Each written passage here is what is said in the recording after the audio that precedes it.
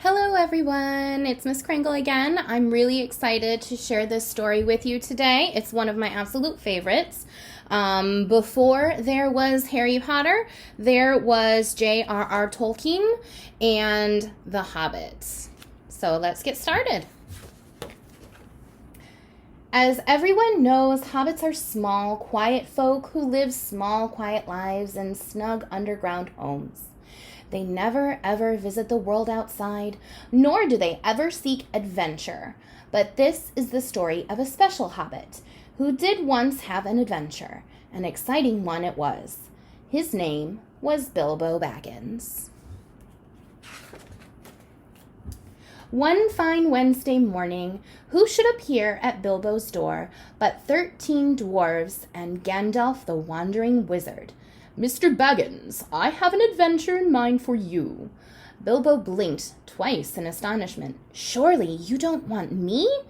I'm only a simple hobbit." "Actually, it's my 13 friends who want you.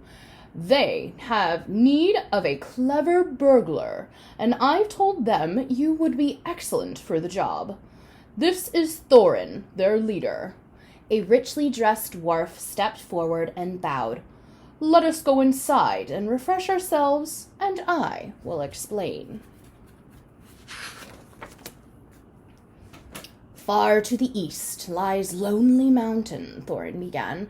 "While Bilbo set out the goblets long ago, our people lived there in harmony, digging gold and jewels and making beautiful treasures. But the day came when Smaug, the fire-breathing dragon, drove us away and stole our home and treasures. He lives there still." Thorin turned to Bilbo. "Gandalf says you are a fine burglar and will be useful in getting our treasure back from Smaug." When Bilbo heard this, he fainted away. Thorin frowned. "A brave burglar you found us, wizard." "Don't worry, Thorin. Mr. Baggins will prove himself very useful before your journey is over." Early the next morning, Gandalf, Bilbo, and the dwarves set out on the winding road to the east. Bilbo was grumbling. "I really don't know why I'm here. I wish I were back in my hobbit hole beside my warm fire." Gandalf chuckled. "Come home, Bilbo. This will be a great adventure, one you'll not soon forget."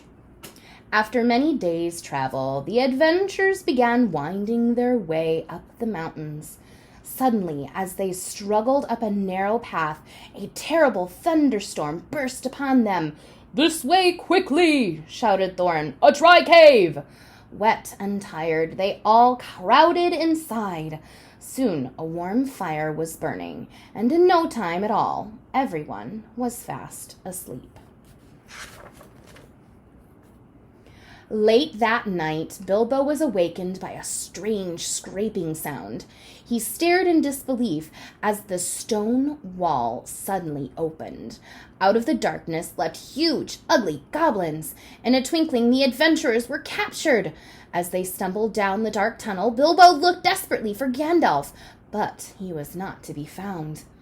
Bilbo and the dwarves found themselves in a large cavern deep in the mountain. Before them on a throne sat Great Goblin himself. "Who are these miserable persons?" he scowled.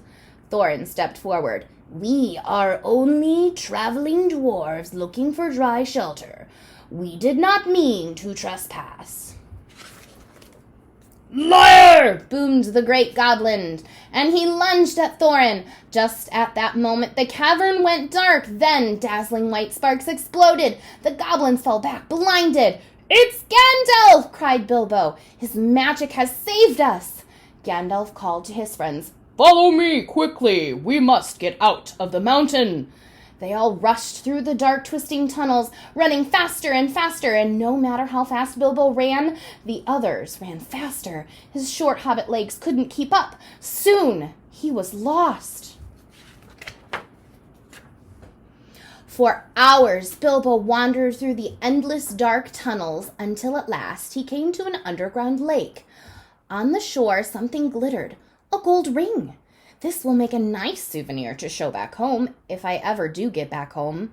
Bilbo put the ring in his pocket. But this was no ordinary ring. It was magic. Whoever placed it on his finger would become quite invisible. The ring belonged to a slimy creature named Gollum, who lived on a rock in the middle of the lake.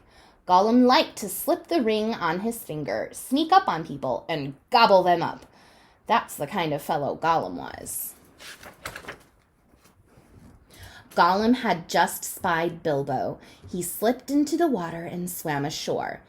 "It looks tasty, it does," he hissed as he approached the hobbit. "Stay back," warned Bilbo, gripping his sword. "I am Bilbo Baggins, and I am lost. Can you show me the way out of this mountain?" Gollum squinted his large lamp-like eyes. "Perhaps we can make a deal. We'll have a riddle game. If you win, I'll show you the way out. If I win, I gobble you up."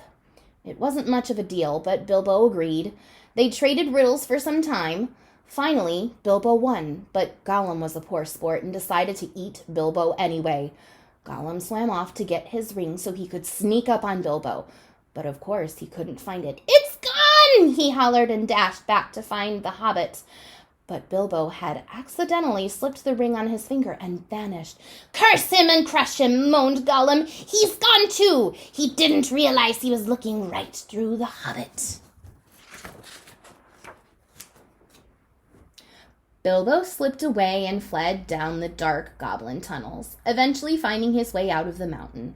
Pocketing his ring, he rejoined Gandalf and the dwarves. Thorin was amazed.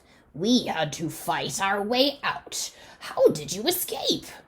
Bilbo thought of his magic ring and smiled. "We burglars are quite clever. We're invisible, you might say." A few days later, Gandalf made a shocking announcement. "I must leave you now. I am sending Mr. Baggins with you. That should be enough." "The burglar?" asked Thorin, thinking Bilbo was sorry substitute for a wizard. But in the weeks that followed, the little hobbit proved himself again and again. Twice Bilbo and his magic ring turned tragedy into triumph. Once by defeating the great spiders, and again by escaping from the wood elves' dungeon. Little by little, Bilbo began to enjoy adventuring. At long last, the company reached Lake Town, at the base of the lonely mountain. Men lived there, brave men like Bard the Hunter. It was said that Bard could shoot an arrow farther and straighter than anyone. The lake people hated the dragon Smaug as much as the dwarfs did, and they gave the adventurers all possible help for the last part of their journey. After a long, hard climb, the brave little company found itself at a secret door in the stony cliffs of Lonely Mountain. Behind that door was the home of Smaug the dragon. Thorin turned to Bilbo. "It is now time for you to perform the service for which you were hired. Go burgle something." As Bilbo made his way down the dark tunnel, he told himself, "A few more steps, and you'll see old Smaug himself. It's true you are afraid, but if you go on now, it will be the bravest thing you've ever done." And on he went. In the great hall, Bilbo found the terrible dragon lying asleep, breathing fiery blasts. The hobbit breathed a sigh of relief. "He fills the entire hall," whispered Bilbo in awe. "I am no bigger than one of his claws." Bilbo stepped up onto the large mound of gold and jewels that was the dwarves' stolen treasure. Nervously, he plucked up one small gold cup. The mighty Smaug awoke. Quick as a wink, Bilbo put on his magic ring. Smaug's blazing eye peered through the gloom. "Ho, thief! I know you're here. What do you want?" "Oh, Smaug, I only came to see if you are as great as people say you are." If you are a little hobbit, it is wise to be polite to dragons. Smaug laughed his fiery laugh. "You must be one of those ignorant lake men. Well, as you can see, I am truly great." "But I have heard that dragons are soft underneath." "Then you have heard wrong, thief." Smaug reared up, revealing his chest, covered with gold and jewels. "No weapon can pierce this armor." Bilbo searched carefully, and there was what he sought. Just below the dragon's neck was a tiny, uprooted spot.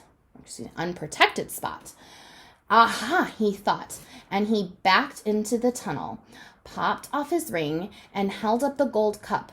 "You're a sorry match for my burgling Smaug," and he darted away. "No one steals from me," roared the dragon, and out of the mountain he flew in a rage. Bilbo sped down the mountain to warn the lake people. Spying a small bird, he cried out to it, "Go and tell Bard the Hunter to look for the bare spot under Smaug's neck." Meanwhile, Smaug was flying over Lake Town, burning down buildings with his fiery breath. The lake men were helpless, but the small bird had delivered Bilbo's message. Bard the Hunter took careful aim and shot an arrow deep into the bare spot below Smaug's neck. The dragon fell into the lake, his flaming breath changing to steam in the water. Smaug was dead.